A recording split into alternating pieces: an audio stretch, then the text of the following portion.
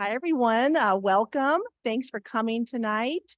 My name is Ann Wolf, and I'm the Andrea and John C. Dean Family Chief Curator and Associate Director here at the museum. I'm glad you all made it through the deluge. That thunderstorm was pretty intense. It's really my pleasure tonight to introduce you all to Rachel Hayes, who's just flown in to join us from Tulsa, Oklahoma with her husband, Eric. Thanks. Welcome. Thanks for coming. It's exciting to officially get to celebrate the completion of her major installation out in the atrium called Someday When We're Dreaming. It's out in the Donald W. Reynolds Grand Hall. I'm sure you all saw it tonight as you made your way into the theater. All I can say is, wow, we've had such amazing feedback over the last month or so that it's been up with us. Just really, really awe-inspiring when you walk into the atrium. So we're excited to have you back. I'd like to acknowledge our sponsors, many of whom are with us tonight. Our major sponsors, the Six Talents Foundation, Dave and Judy Collins, Eleanor and Robert Prager, and our sponsors, Maureen Malarkey and Steve Miller, Volunteers in Art of the Nevada Museum of Art, and Whittier Trust Investment and Wealth Management. So thanks to all of them.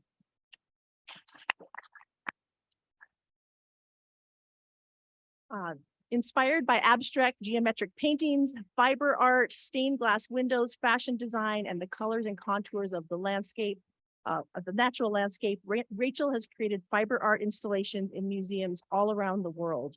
She was born in Kansas City, Missouri, and lives and works in Tulsa. She received her BFA in fiber from Kansas City Art Institute and her MFA in painting from Virginia Commonwealth University.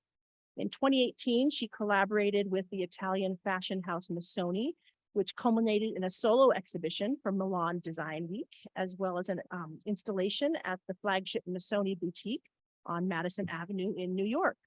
She's exhibited her work in institutions and museums around the country and the world, including Sculpture Center in New York, the Everson Museum of Art in Syracuse, the San Diego Museum of Art, and the 16th Contemporary Istanbul Art Fair in Turkey. And she also recently completed a major installation at Facebook, now Meta, headquarters in Menlo Park. And even more recently, an outdoor installation at the Cleveland Botanical Gardens that I think just opened last month. So we were also very fortunate that when Rachel was here with us in May in Reno to install her piece, that she was able to collaborate on a special project with one of our favorite Nevada photographers, Eleanor Prager, who's here with us tonight. I know Rachel's going to share a little bit more about their project, but that collaboration resulted in, I think, over 1,000 photographs of Rachel's work outdoors in the landscape, and we narrowed it down to 12. 12 of those amazing photographs are upstairs right now on view in the Nightingale Sky Room. And so after Rachel's talk tonight, we'll invite you all to join us up to celebrate that installation as well. So I am going to officially pass it over to Rachel. Thanks for joining us.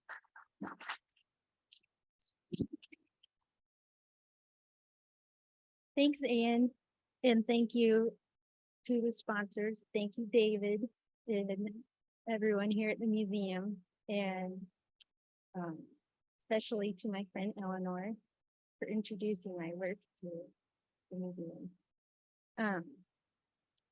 So I guess my goal tonight is to try to explain or how I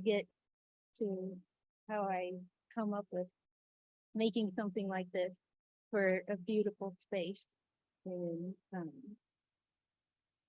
so I'm going to start at the beginning and do this kind of chronologically. And if anyone has any questions, please don't hesitate to interrupt. It's okay. And I have a lot of sound to accompany a lot of my work, so it kind of wake you up if I start rambling too much. But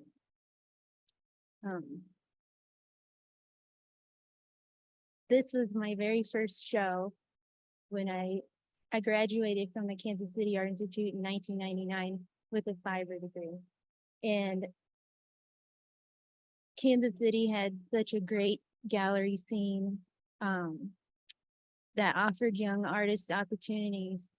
And so I was able to have like a really great show or in a beautiful space And,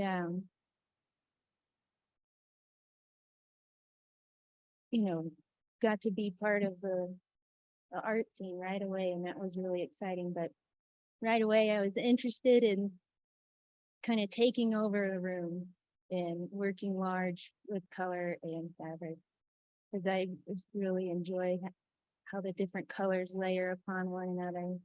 And the piece on the floor is like a color theory piece where a piece of pink plastic and yellow plastic overlap to create orange in the middle, and all the colors underneath change from that. Um,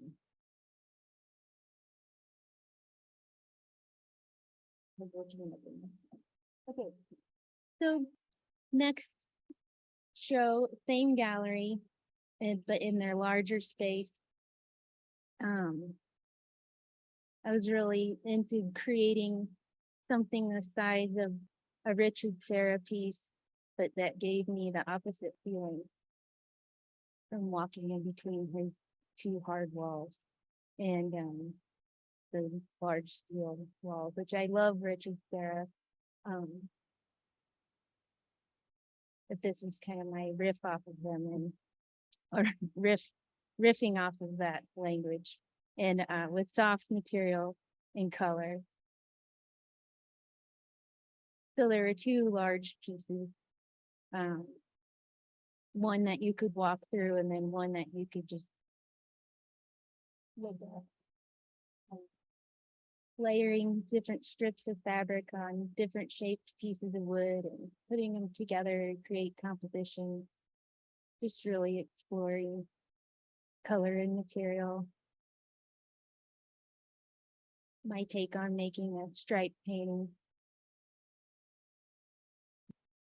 So up to then, I was just really excited about all the art that I was seeing.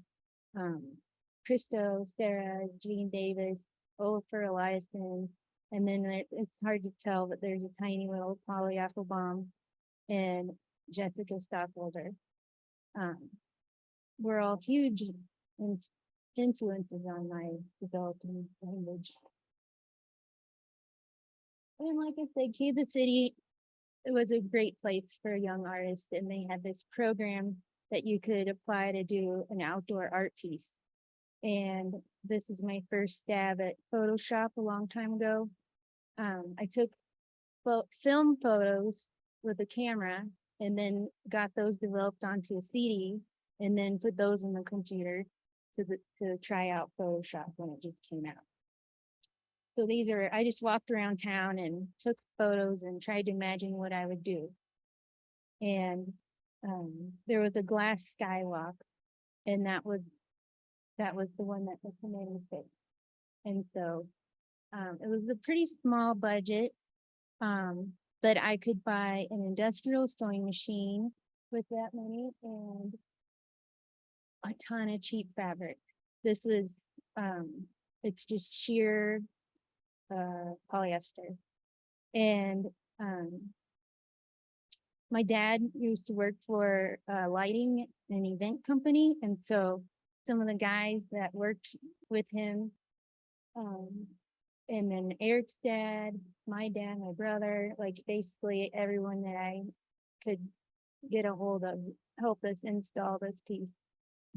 And the piece, or the photo on the bottom left, is my favorite. It's one of my best friends. And it's really not the end product that I love about making that piece. I learned that fabric can be a lot like stained glass. And I knew I used sheer fabric because it was a glass building and I wanted you to be able to see through it. But it was pretty awesome to walk through there and experience that for the first time. And then also just all the beautiful moments that happened while we were installing with the fabric blowing around in the wind. So doing that really helped me learn that it's not the end product. It was like everything that happened in between that was my biggest takeaway, and then also everything that happened afterwards. Because now I have this giant piece. We brought it out to this is after we de-installed it. And it was up for 3 months. And this is in my parents' yard. And we just unfolded it to try to deal with it because it was so much material. And cut it into smaller pieces. And this was, well, I guess this is my first land art moment. And from there, we go to South Dakota, where Eric's family's from, every year, and we have for the last 20 years. And I brought material up there to try to experiment with in the landscape up there. And we took more photos. Color moving and billowing.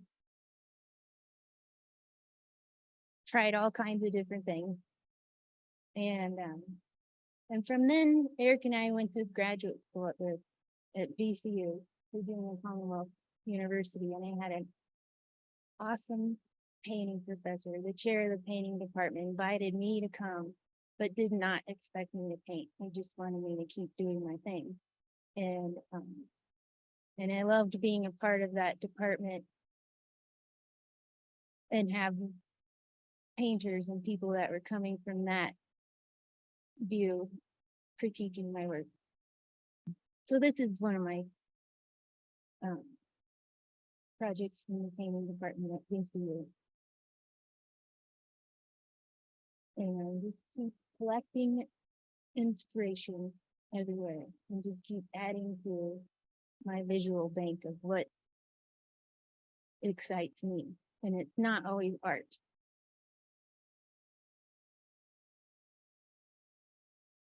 And keep drawing on Photoshop and other programs to try to think of what would I do with that space?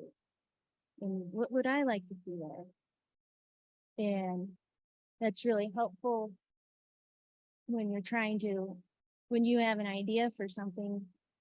And I'm not the most wordy person, but I feel I can tell a story with imagery and get my idea across that way. So this was, by then, Eric and I had moved to New York City. And I met a curator there, Karen Bravin, who we've done a few projects together. And this was my first outdoor project in New York. And it was the challenge was, it was a construction zone around the Louise Nevelson Plaza. And there's 40 fences and they had to be movable. So like, how do you make that look nice or interesting? And on the top centerpiece, you can see like some of the shadow play that came, that I was like, oh yeah, that was awesome. I'll try to do that again. And I also loved, I didn't want to cover up what was happening in the room.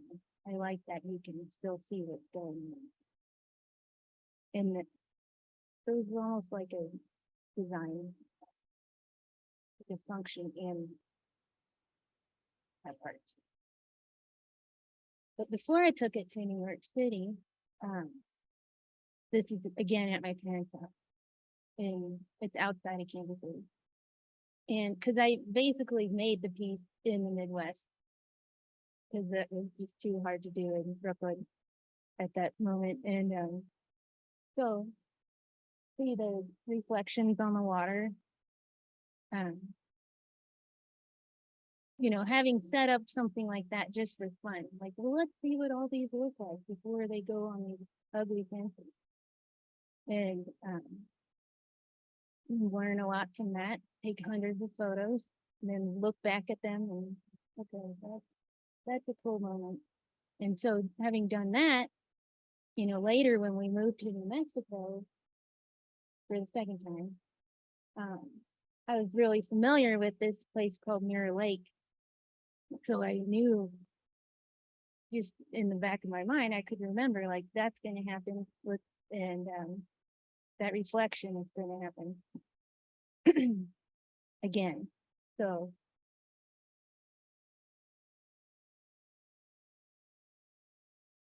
the lake is called Mirror Lake, and I love that the piece reflected itself in the water like a mirror too.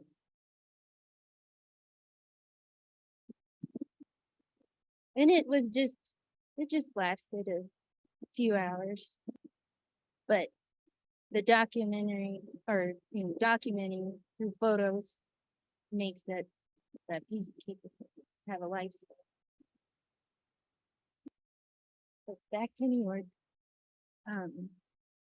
This is a piece at the Bloomberg headquarters, and for any young artists or anyone who applies for things and doesn't get them, I do that all the time. And I applied to be an artist in residence at Smack Mountain in New York, and didn't get it. But the curator that saw my work then was curating a show at the Bloomberg headquarters, and so things like that. And oops, again, I took it outside afterwards because it's a shame to just have it have that one life and then just fold it up and put it under a table. And so I really like to see what happens sometimes. This is in Prospect Park, Brooklyn. There was like a one-day art show at the park. And then we had a friend that lived upstate, and we'd take work up there and photograph.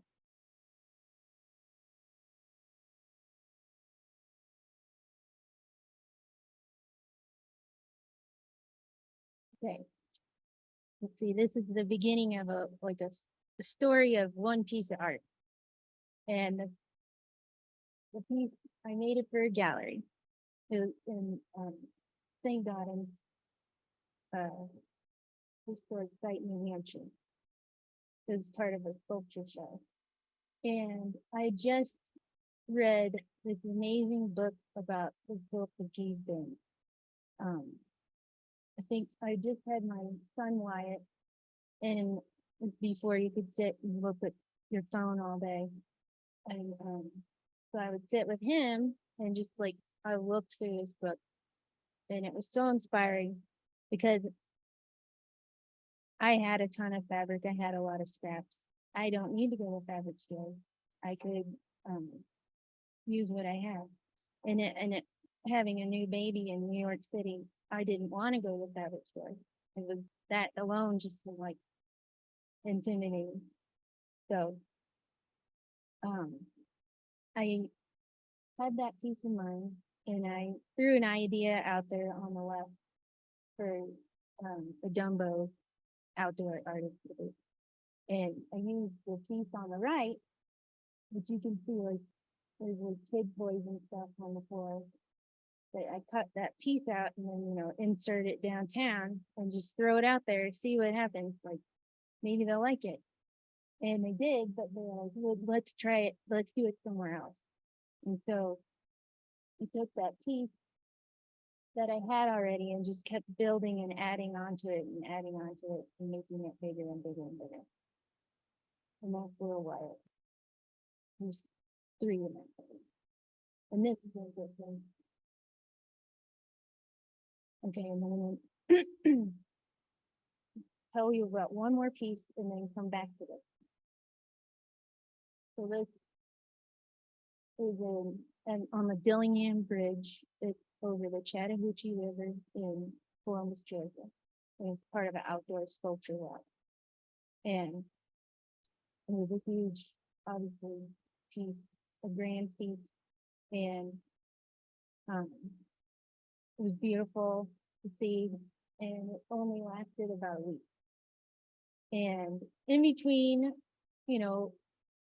installing that and getting it back, we moved from New York to New Mexico.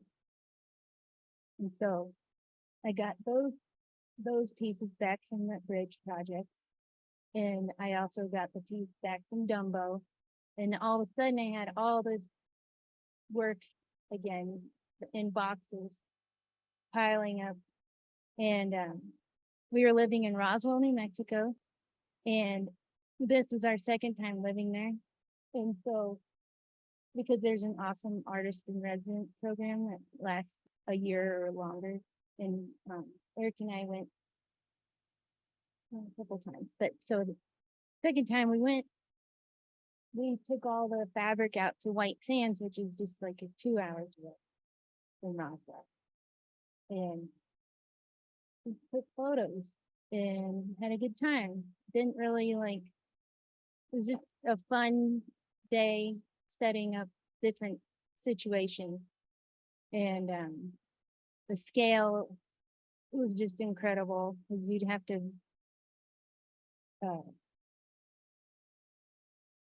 something it seemed really close was I mean it was just so much walking at a far distance to like set things up and then come back and see it. So that, by then we had Shay. She was like 10 months when we went. And so Eric and I are just shooting photos with our phones and oops, and just having a nice time with the family out at White Sands. And how that was playing.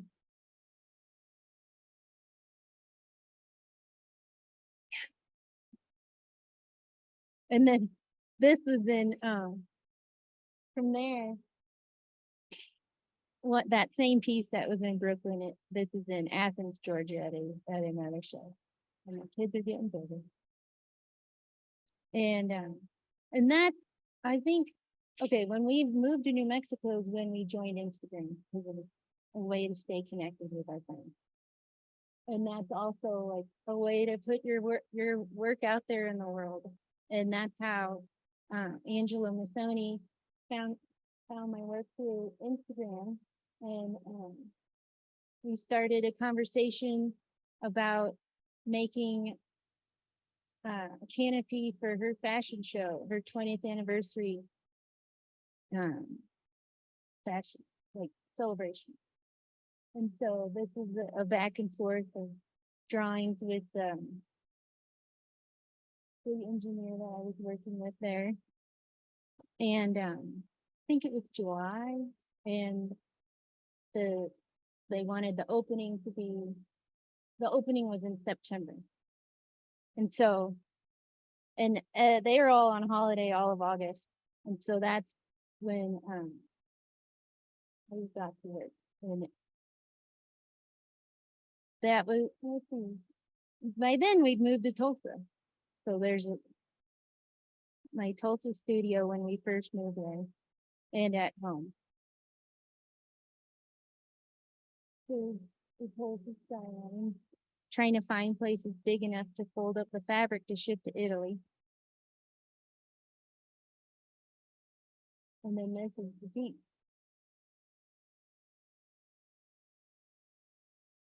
There are 5 big teams. Yes.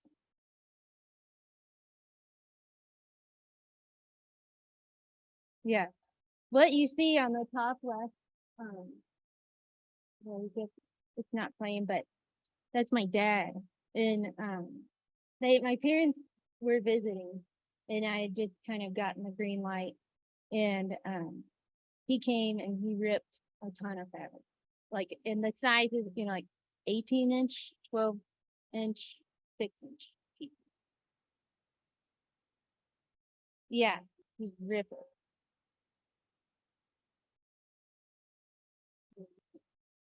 For those ripping sessions.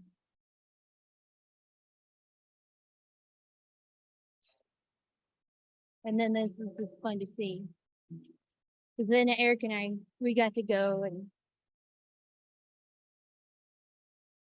think fancy.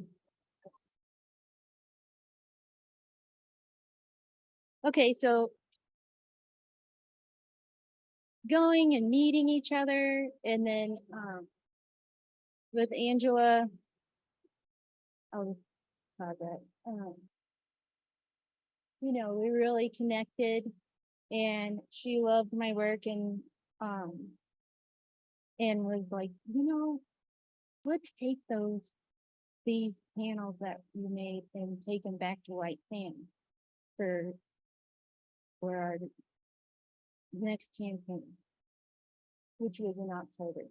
And so that's what the next slide is the panels going back to White Sands to basically recreate that moment that Eric and I had setting up all the panels out in New Mexico and with the kids.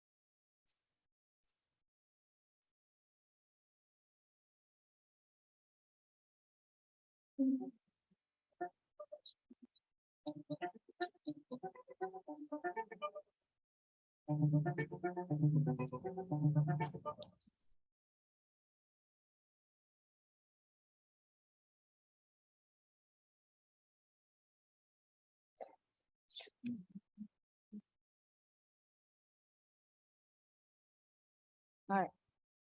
I think I'm gonna skip this for a second because because I still have a lot I wanted to show. I haven't even gotten to this piece yet. But hang on, I'm sorry. That same piece that was out of, went all the way to Missoni and then it went back to White Sands and now it's in Istanbul. This was last October.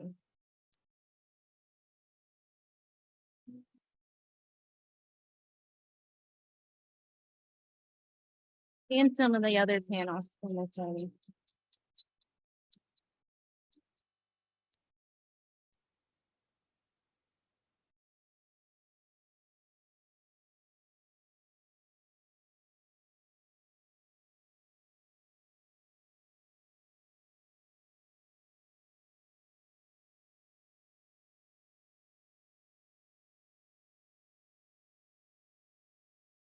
All right. I love making these short little videos and to try to like get the feeling across, I guess. So that's in Istanbul, Turkey. And then the people that I work with there are the arts and culture platform, Istanbul 74, and they have exhibitions all over. And so then next it went to Capri this summer.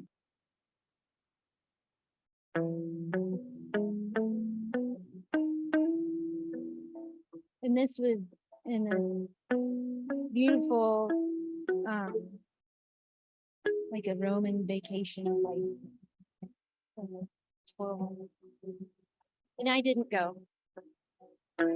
All these photos and videos in the montage are screen grabs from Instagram. But it made me feel like part of it. All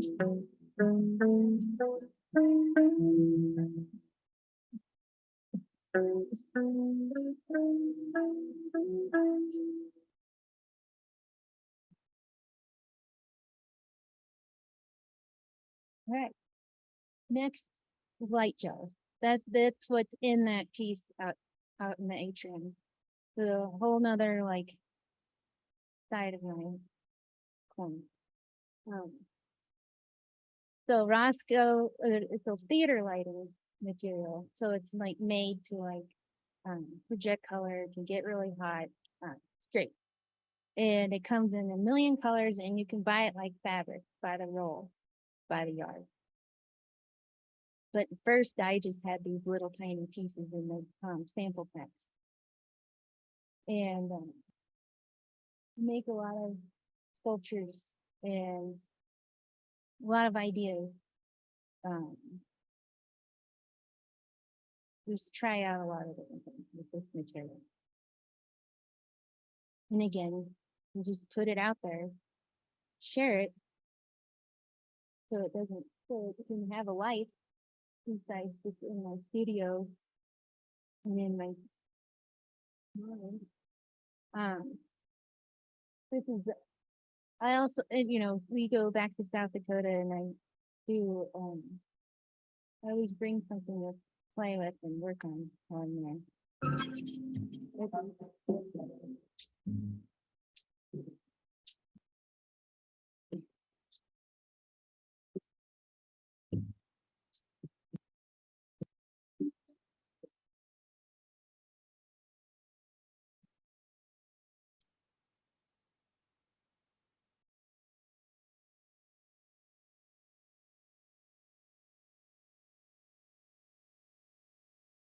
And so what,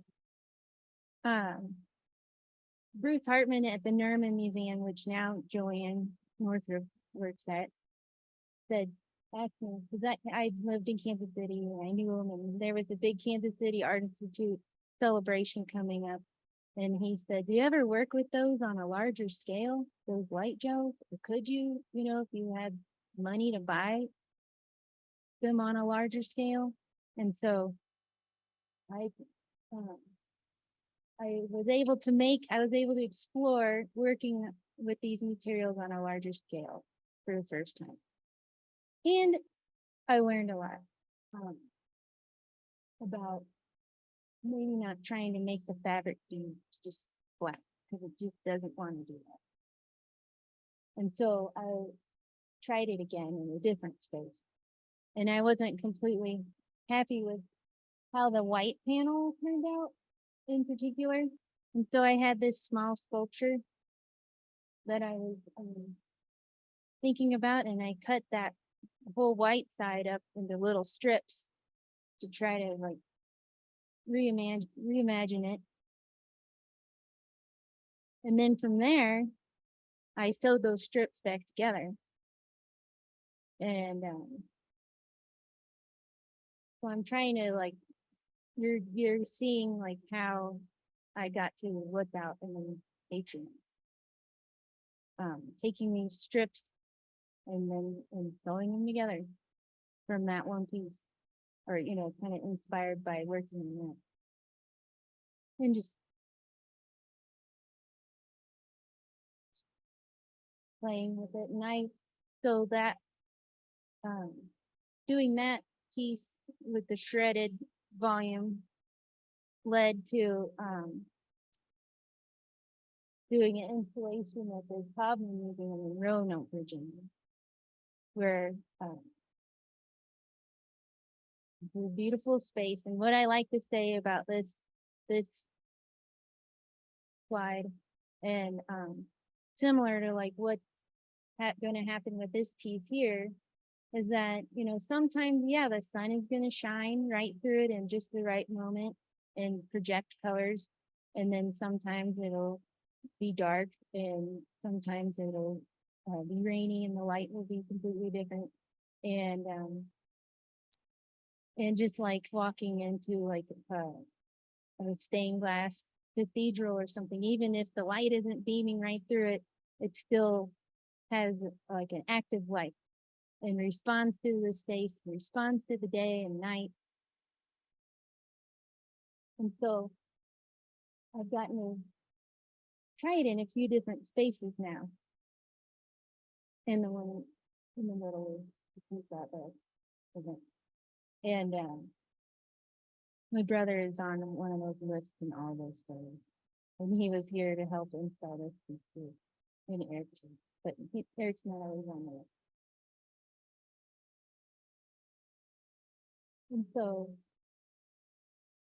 when I came out, when I was thinking about this space and how to work with work with it, like the images on the left are like first sketches before having ever even been here. And then on the top middle are like, I took in November when I came to visit, those are just my initial like gut reaction scale, like this is how big these pieces need to be. And it was pretty spot on, but then I made the model and it's not like the best model, but it is to scale. And it really, that's when I could really dial in on how big these pieces need to be to flow through the space.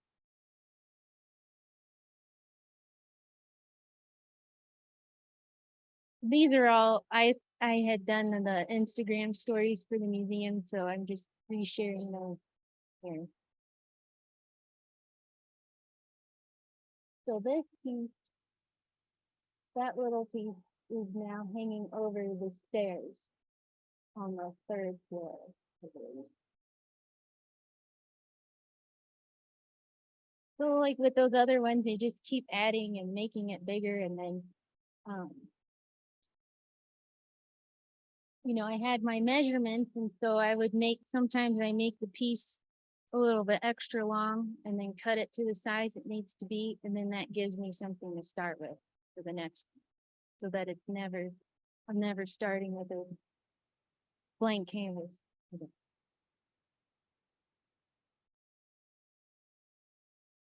My children and the dog come into the studio in progress in Tulsa. And an amazing thing about working with textiles is that it's like a magic trick. That whole installation packed up in a 3 box. And when I'm making them and knowing that I'm going to have to fold them up or ship them or transport them somehow and not get them wrinkly, because you don't want the plastic or the metal to have creases in it. I plan it into the, like if a piece is like 8 feet or 12 feet, there's like a 4-foot break or a break at like 4 or 5 feet where it's just like fabric so you can fold it. And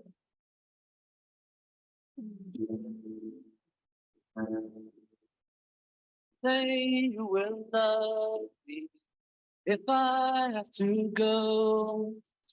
You'll be thinking of me. Somehow I will know.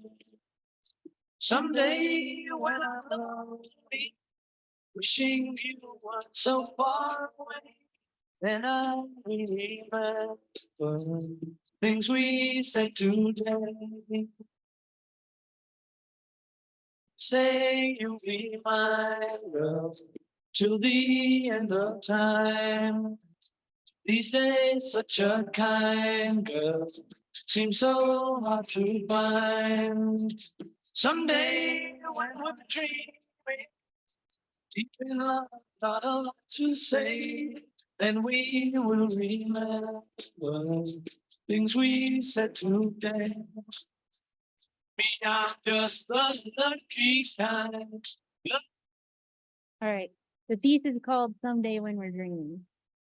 And that and that's a lyric in that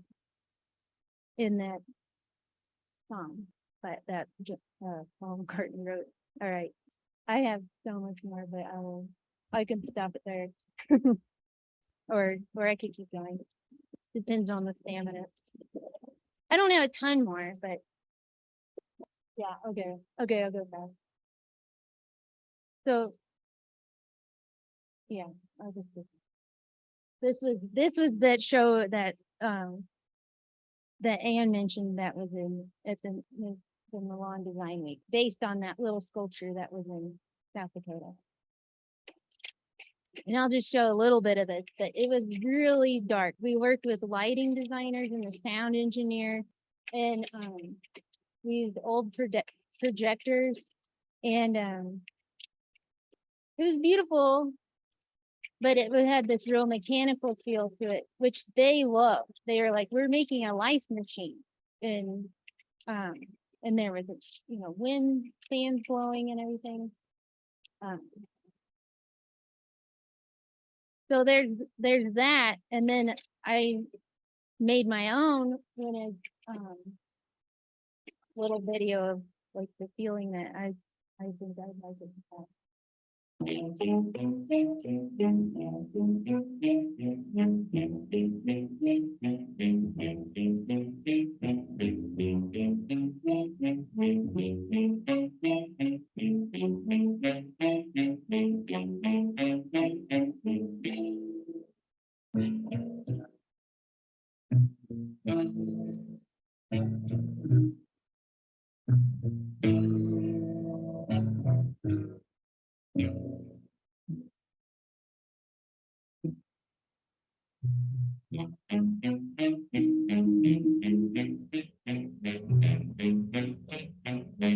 All right.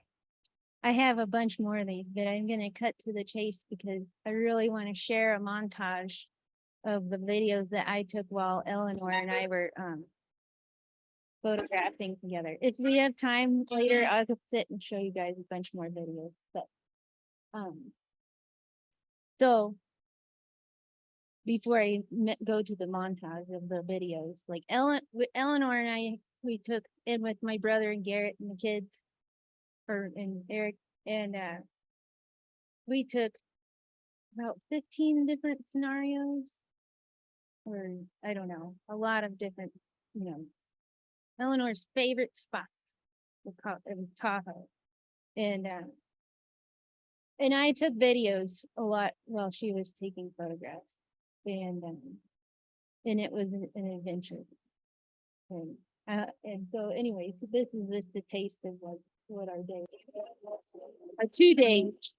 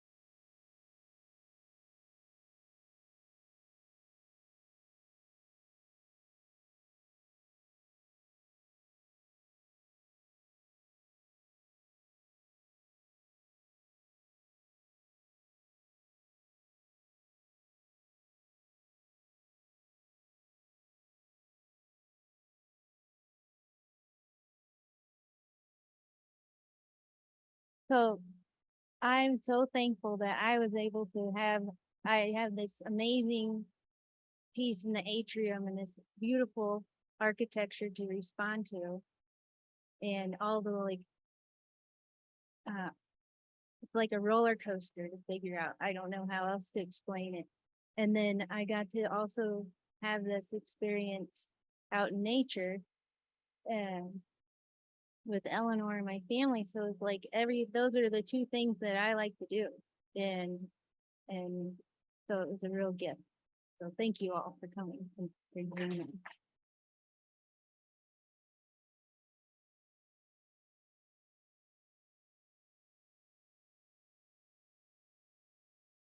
So you want to see more? No, just kidding. Does anyone have any questions?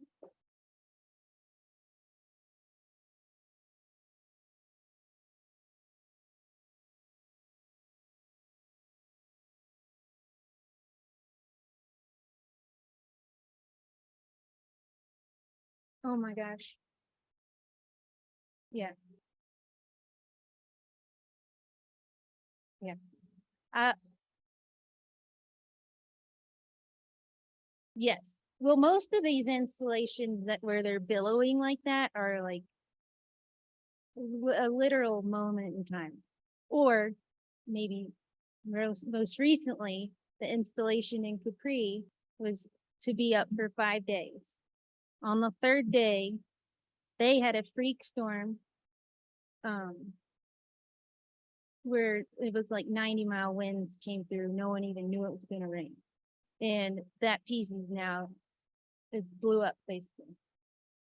And it, I mean, when I get it back, it'll be scraps.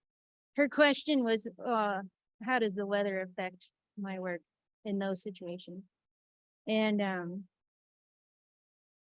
so that is something like I'm figuring out like how to make these experiences last longer. Yeah. Oh, this was, this is in Cleveland, at the Cleveland Botanical Gardens. And this is, same technique, but with sunshade material and, that have different light grades. Like some of them are like let out 90% or cover 90% of the light. Some let 20% of the light there. So.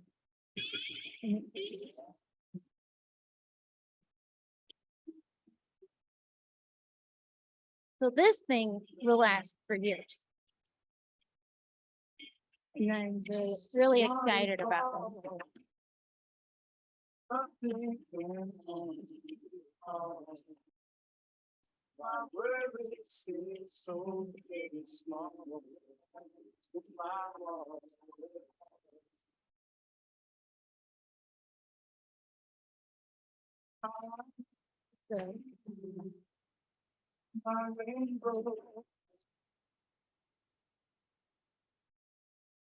oops. So I'm tired of working on things really hard and having them just blow up. You know, that's why it was so awesome to have all that material from the Skywalk to put in all these different situations. Some of it actually was in Reno or in Tahoe in our photo shoot.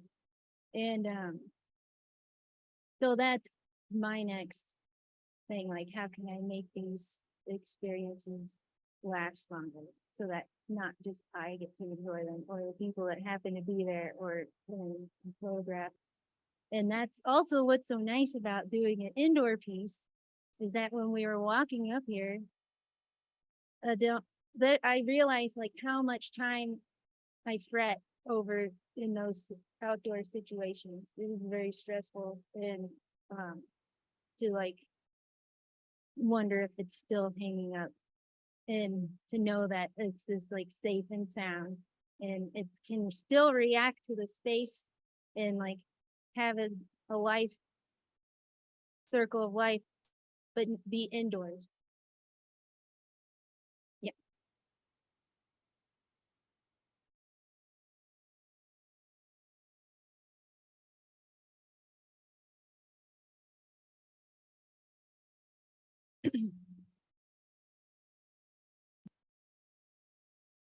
I could. I have not done that, but they're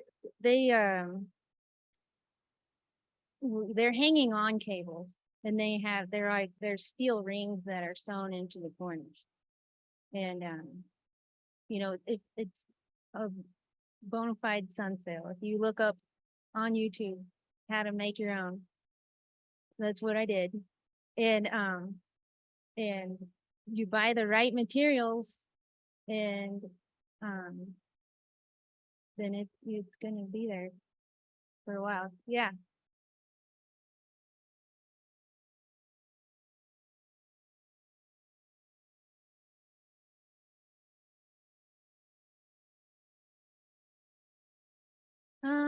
I guess with feather dusters, and that's what I have done. And you know, you could blow them with um a leaf blower, yeah, or an air compressor. Um, yeah, you'd be surprised, like the dust wicking properties of some of those materials.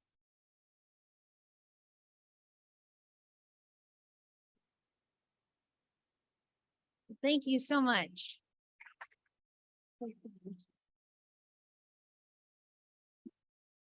Thank you all for coming and thank you so much, Rachel. And please join us up on the fourth floor at the Nightingale Sky Room to see Eleanor, the collaboration between Eleanor Prager and Rachel Hayes. And then we do have 3 other new exhibitions on view. Our Paul Revere Williams, Jonna Ireland photographs on the 3rd floor, and 2 more exhibitions that just open on the 2nd floor. So don't miss those either. Thank you all for coming.